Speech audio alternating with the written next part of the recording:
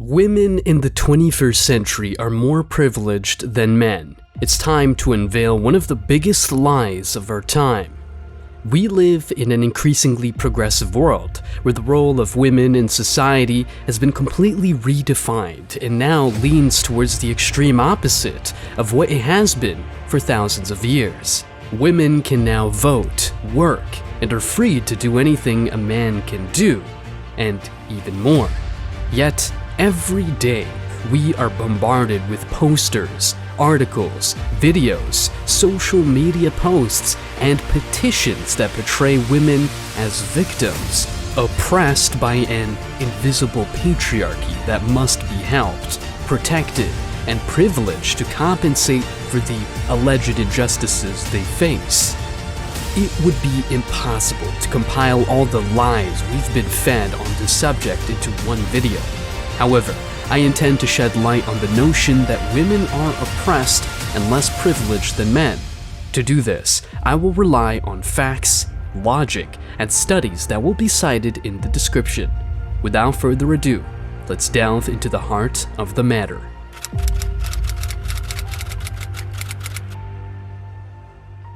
According to data from the National Longitudinal Study of Adolescent Health, 70% of perpetrators of violence in non-reciprocally violent relationships are women.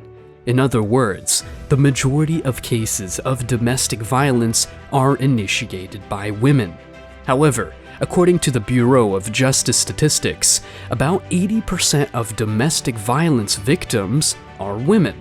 Adding to the multiple surveys by the same organization, which established that the prison population is composed of 93% men, two phenomena become clear. First, cases of domestic violence against men are either not reported or women are not sanctioned by the justice system in these situations. Second, there is an overrepresentation of men and an underrepresentation of women in the prison population. Finally, a study from the University of Michigan Law School shows that, for equivalent crimes, men receive sentences that are 63% longer than women. Other studies also observe that women not only receive lighter sentences, but are often not punished at all by the justice system. It is clear that women benefit from judicial privilege, a privilege that applies only to them. In 2019, after analyzing billions of interactions between professionals, companies, and recruiters, LinkedIn published a report showing that women apply for fewer job openings than men, but are more likely to be hired. Even worse in scientific fields, where a national study from 2015 reveals that a woman has twice as many chances to be hired as a man with equal qualifications and experience. Adding to this the fact that Bureau of Labor Statistics show that men occupy over 90% of the deadliest professions, it is clear that women are not persecuted in the job market. Quite the opposite. Moreover, according to the same Bureau of Labor, 76% of human resources managers are women. But this statistic becomes truly alarming when we consider that studies on group favoritism show that women prioritize their own gender 4.5 times more than men. It is then that the extent of their professional privilege becomes clear. Even the famous study supposed to demonstrate the wage gap between men and women has since been discredited because it did not compare similar jobs. All these data only confirm that women, far from being victims of any professional injustice, are heavily favored in the job market. Do you know who the biggest beneficiaries of social assistance are? A Pew Research Center survey from 2012 shows that women receive 61% of government assistance. Women also have dedicated phone lines for listening to their concerns, spaces reserved for them, and even an international day celebrating their existence throughout the Western world. Meanwhile, 70% of homeless people are men.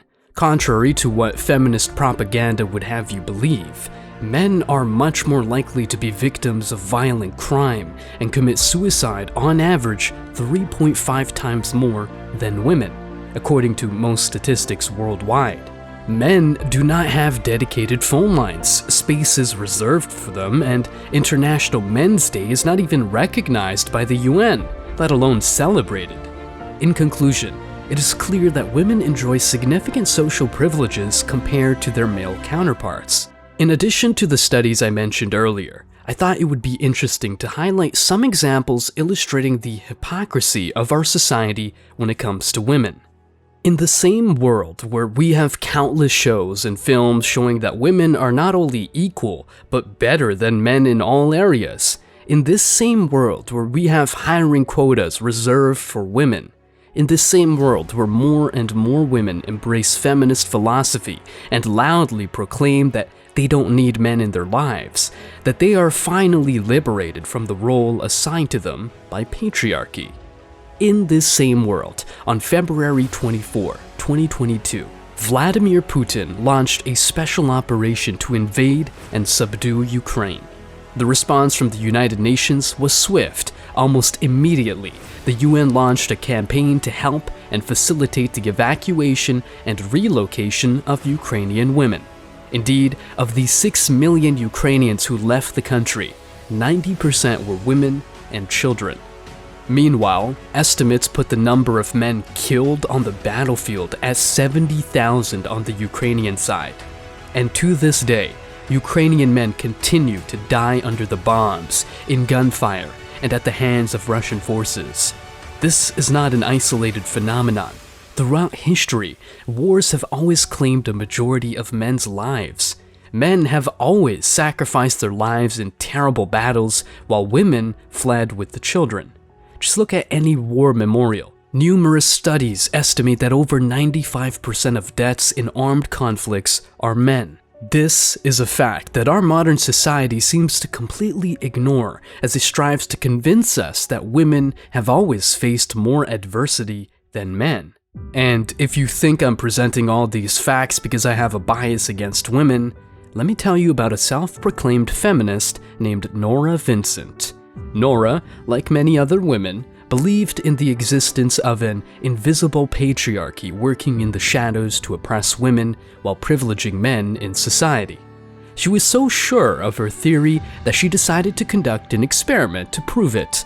For a year, she would not only dress as, but also live as a man. Thus, she worked in male-dominated environments, frequented places filled with men, and dated women. Unfortunately, she had to cut the experiment short earlier than planned because her mental health deteriorated as the days went by. Her conclusion: I really like being a woman. I like it more now because I think it's more of a privilege. Men are suffering. They have different problems than women have, but they don't have it better. They need our sympathy, they need our love, and they need each other more than anything else. They need to be together. Following this experience, Nora suffered long bouts of depression before ending her own life on July 6, 2022. Ironically, Nora did more for men than all the other feminists before her. With all that said, I hope I have given you food for thought and that you, the viewers, see a clearer picture of the reality of a man's life. I have provided links in the description to all the studies I mentioned. Feel free to leave a comment if you have learned something. Goodbye.